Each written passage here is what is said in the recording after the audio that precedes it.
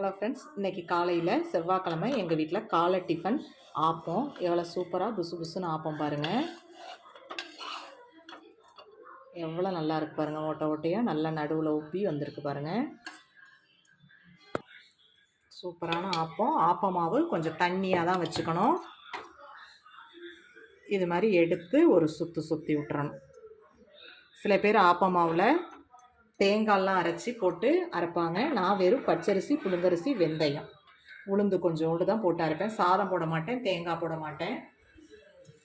இப்போ ஆப்பத்துக்கு நல்லா தேங்காய் பால் எடுத்துருக்கேன். வயிறு புண்ணெல்லாம் இருந்துச்சுன்னா இந்த தேங்காய் பால் எடுத்து ஆப்பம் சாப்பிட்டோம்னா நல்லா புண்ணெல்லாம் ஆறிடும். காலையில் டிஃபன் எங்கள் வீட்டில் ஆப்பம், தேங்காய் பால்.